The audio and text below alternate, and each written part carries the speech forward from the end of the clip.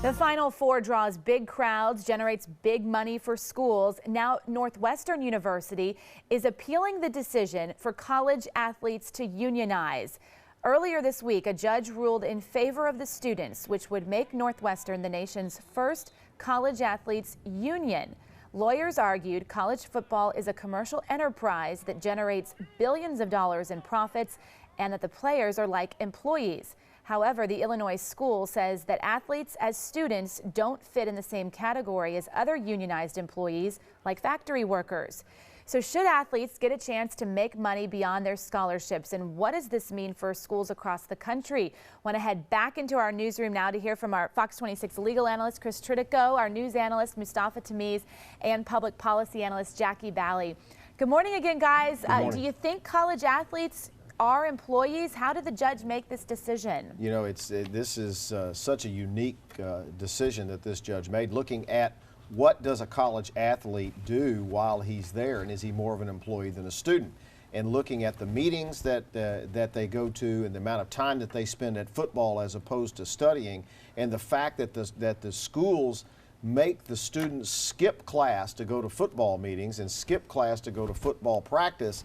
The NLRB judge said, yes, this is an employer-employee relationship and not a student-athlete any longer. This has been brewing for a very long time. College athletes have been saying for a long time, you make billions of dollars, give me something. And since this ruling came out, you've seen universities like UT and other major universities say, let's start giving stipends, Mustafa Tamiz. This is a big change for college football, and it will never be the same. Whether they become a union or not, they will never be the same. It will never be the same. Well, let's look at why this thing started. This started by the students in this university, because although we only see the athletes that are playing on the field on television, a lot of times people get recruited to become part of this team. They sign a contract to be in this university for 4 years, and then if a better player comes along, they drop them. And so, you know, it destroys the futures of a lot of kids that we never hear about because they want. And the kids that get hurt. You have a career-ending injury, you lose your scholarship. You lose your scholarship, and basically there's no mechanism. So unions are there to protect unfair labor practice. That's the function of unions in American history. That's what unions have always done. And in this scenario, the kids that are getting hurt, you never hear their name, they never get the applause, and their lives are destroyed because university is making hundreds of millions of dollars. Jackie Bally, the kids have been saying for years, just give us something out of this. Right. And that's what brought this on. Well, we've discussed earlier that, you know, NCAA rules are pretty antiquated, and they do need to be revamped and reformed. However, saying that these athletes are equivalent to union or to workers like truck drivers or factory workers, I do not think that's the correct answer. And the irony is at this particular university, the football players have a 97 rate of going on and having successful careers, maybe not in their sport, but graduating from college and going on to be contributing to society. We have to remember these are still students, and so yes, whenever the university uses their likeness, as we've discussed before, they should be compensated in some way, but to go this route and say you are now equivalent to a worker is not going to be good. All right, I want to come back and talk about smaller universities who can't afford to pay when we come back, but Sally's monitoring our social media accounts. Yeah, we've got both sides again for you in this debate. Larry says unionized college athletes is wrong. That means all athletes will have to pay income taxes on benefits. It should be about education first. If you don't want to be a scholar athlete, then go to the pros. And then Reginald says, spread the college sports money.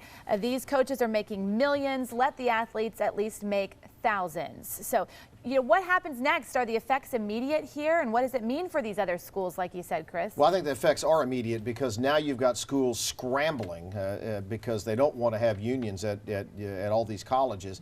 And so they're scrambling to figure out a way to keep that from happening. And so now schools are talking about stipends. And what happens, Mustafa Tamiz, is a school like Sam Houston State, where I went, Sam Houston State University, the best university in Texas, they can't afford, they will never have the budget to pay a stipend to student athletes. And so schools like Sam Houston, the smaller schools, will never be able to attract blue chip players because they're all going to go where they can get the money. Well, it's also, we don't know what the deal would be, right? I mean, one of the things people are talking about is rather than a stipend is some kind of a health care thing. So if they have long-term injuries, that there's pool of money to support them. People are talking about creating a foundation type of environment where if they wanted to go to graduate school or law school or medical school, that they could beyond just their 4-year term. So there's lots of different ways to do this. But in the end, the players that are putting their bodies at risk, their future at risk, should be compensated. When the coach is making millions of dollars, when the assistant coach is making millions of dollars, university is making tens of millions of dollars, there has to be some more support for the students. There's a greater problem here that of fairness that beyond schools like Sam Houston. In Texas, a public sector union cannot claim the right to strike.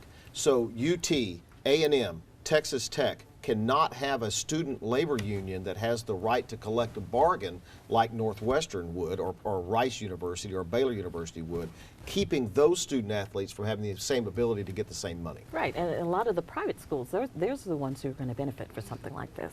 And then the public schools like yours, and I went to U of H, which is the best school ever.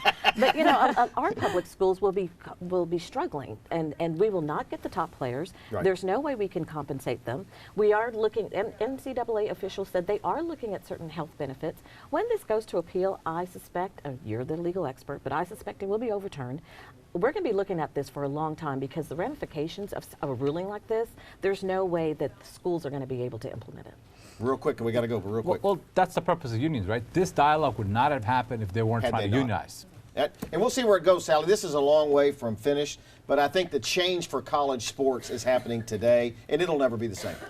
Wow, really interesting. All right, thanks, guys. We appreciate it. We'll see you in our 7 o'clock hour with 2 more great topics.